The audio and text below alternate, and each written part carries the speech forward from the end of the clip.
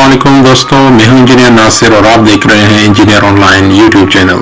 दोस्तों, आज हम सहराई चोलिस्तान यानी रोही में ड्रिप इरिगेशन सिस्टम की इंस्टॉलेशन कर रहे हैं, तो मैंने सोचा कि क्यों ना आपके साथ ये वीडियो शेयर की जाए कि किस अंदाज के साथ ड्रिप इरिगेशन सिस्टम को इंस्टॉल किया जाता है।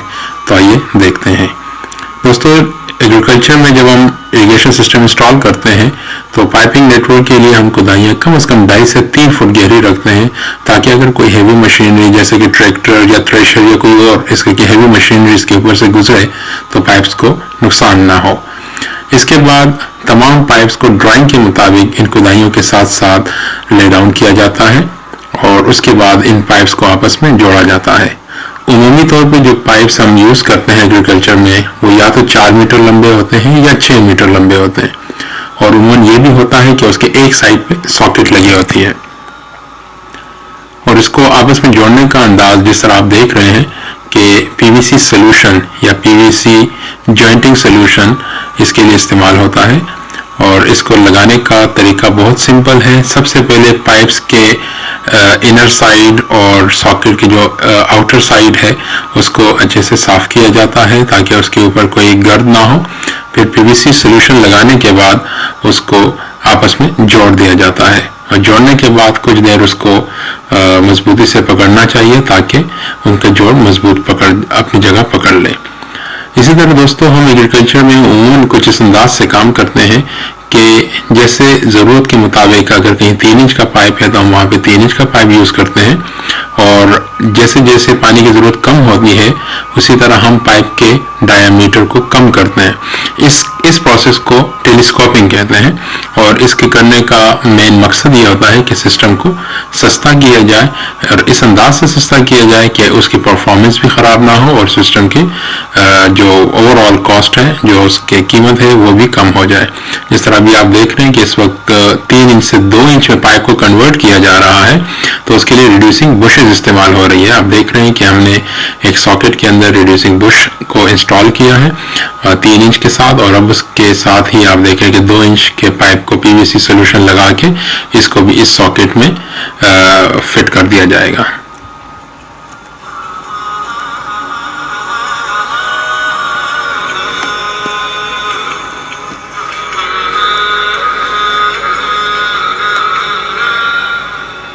उसके बाद इन तमाम पाइप्स को जो खुदाइयाँ हुई हैं उसमें फेंक दिया जाता है, और ये ज़रूर देखा जाता है कि किसी किस्म की कोई भी गलती ना हो, क्योंकि अगर आप खुदाइयों में पाइप फेंकने के बाद उसको प्रॉपर नहीं करेंगे तो ये गलती फिर नहीं सुधारी जा सकती।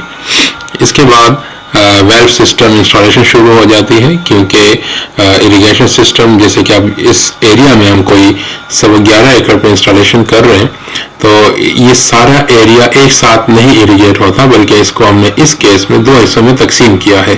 तो आप देखेंगे कि हम यहाँ पर अब 2 वेल्व को इंस्टॉल करेंगे और ये के बाद दीगरे एक एक वाल चलता है, और जैसे कि अभी एक वाल इंस्टॉलेशन के करीब आ गया है, और इसके बाद आप देखें कि हम दूसरा वाल्व भी इंस्टॉल करेंगे। और चलाने का तरीका ये होगा कि पहले एक वाल्व को खोला जाएगा और दूसरा वाल्व बंद रहेगा, और उसके बाद जब इरिगेशन एक जोन की पूरी हो जाएगी तो उसके बाद पहले वाल्व को बंद करके दूसरे वाल्व को खोल दिया जाएगा ताकि दूसरा हाइड्रो जोन जो है उसको भी इरिगेट किया जा सके। जैसे आप देख रहे हैं कि एक वाल्व लग चुका है, अब दूसरे वाल्व लगाने की तैयारी हो रही है।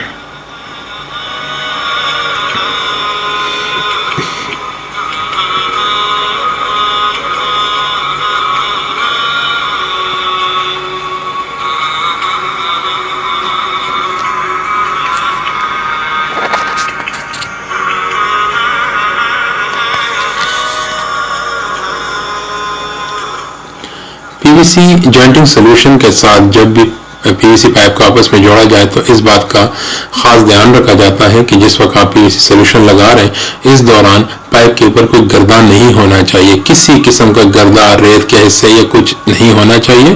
दूसरा है कि जैसे ही आप इस सिस्टम को पाइप आपस में जोड़ते हैं तो थोड़ी ही देर बाद आप फिर इसको चेंज नहीं कर सकते हैं, तो इसलिए आपको काफी तेजी से काम करना पड़ता है।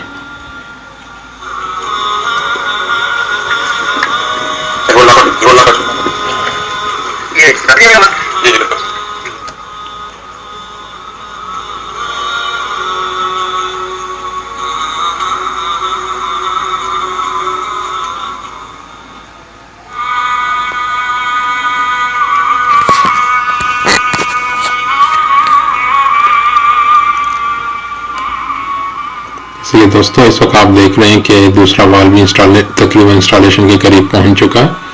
अब इसको जस्ट नीचे मेन लाइन के साथ जोड़ना बाकी रह गया है। और यहाँ इंतहाई अहम है कि जैसे ही वाल्व असेंबली कंप्लीट हो जाए उसको फौरन उसकी बैक फिलिंग कर दी जाए, क्योंकि ये पीवीसी के पाइप्स होते हैं और अगर आप इसको फौरन फुल बैक फिलिंग नहीं करते तो इनके टूटने का खदशा रहता है। जिस तरह का आप देख रहे हैं कि इंतहाई एहतियात के साथ बैक फिलिंग की गई है और जहां तक मुमकिन हो सका है वहां तक इस पीवीसी पाइप्स को मिट्टी में दबा दिया गया है। दोस्तों, इसके बाद जो अगला स्टेज आता है ड्रिप इरिगेशन सिस्टम में वो है लेटरल्स की लेंग और इसको हम ड्रिप लेटरल्स भी कहते हैं। गलत उलाम में इसको एलडीपी भी कहा जाता है, ब्लाइंड पाइप भी कहा जाता है, ब्लाइंड एलडीपी भी कहा जाता है, लेकिन इसका जो प्रॉपर नाम है वो है ड्रिप लेटरल्स। आप देख रहे हैं कि इस पर्टिकुलर केस में हर 15 फुट के बाद एक पौधे की लाइन है और हर पौधे के ऊपर हमने 2 ड्रिप लेटरल्स लगाई हुई हैं। तो आप देख सकते हैं कि जो फील्ड स्टाफ इंस्टॉलेशन कर रहा है तो 2 लेटरल्स को वो एक साथ लगा रहे हैं। इस वक्त तकरीबन ये आपके सामने है कि पूरे एरिया में हर लाइन के ऊपर 2 लेटरल बिछा दी गई हैं।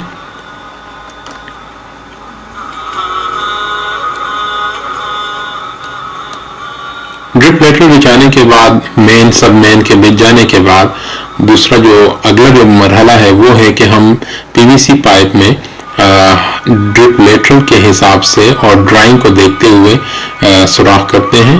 उसके बाद उसमें जीटीओ और बुशेस लगाए जाते हैं, जैसे कि अभी आप देख रहे हैं। देखिए, ये एक बुश लगाया गया है सुराख में और अब इसके साथ जो जीटीओ है जो ऑलरेडी लेटरल में लगाई जा चुकी है उसके साथ इसको पीवीसी पाइप में जोड़ दिया गया है। अब आप देख सकते हैं कि पीवीसी पाइप को ड्रिप लेटरल्स के साथ जोड़ा जा चुका है बजरिए और जीटीओ की मदद से।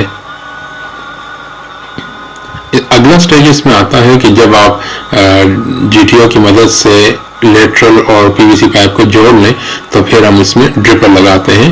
इस पर्टिकुलर केस में एक पौधे के ऊपर 6 ड्रिपर्स हैं और 2 लेटरल्स हैं, यानी 3 ड्रिपर्स एक लेटर में और अगले 3 ड्रिपर्स दूसरे लेटर में लगाए जा रहे हैं, जैसे कि आपके सामने है।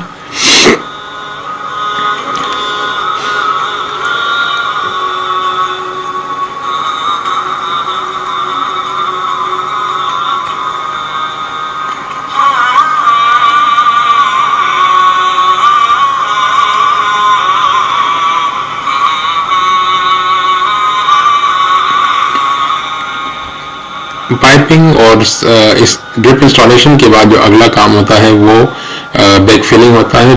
बैक फिलिंग के दौरान इस बात का खास ध्यान रखा जाता है कि पाइप के नीचे यानी कुलाइयों के बेड में या वो मिट्टी जो आप पाइप के ऊपर डालने जा रहे हैं उसमें किसी भी किस्म का कोई पत्थर का टुकड़ा नहीं होना चाहिए, किसी किस्म का पत्थर उसमें नहीं होना चाहिए, वरना जैसे जैसे ड्रिप इरिगेशन सिस्टम चलेगा तो इसके दौरान ये इस पाइप को डैमेज कर सकता है। तो दोस्तों, ये वो स्टेप्स हैं जिसके जरिए हम ड्रिप इरिगेशन सिस्टम की इंस्टॉलेशन करते हैं। यहाँ पर ड्रिप इरिगेशन सिस्टम का एक इंतहाई इम्पोर्टेंट जो फैक्टर है जिसे हार्ट ऑफ द सिस्टम कहा जाता है, यानी पंपिंग यूनिट और उसके बाद हेड यूनिट की इंस्टॉलेशन, वो इंशाल्लाह ताला हम अगली वीडियो में आपके साथ इसको शेयर करेंगे। वीडियो देखने के लिए इंतहाई शुक्रगुजार हैं आपके। अगर ये वीडियो आपको अच्छी लगी है तो काइंडली हमारे चैनल को जरूर सब्सक्राइब करें।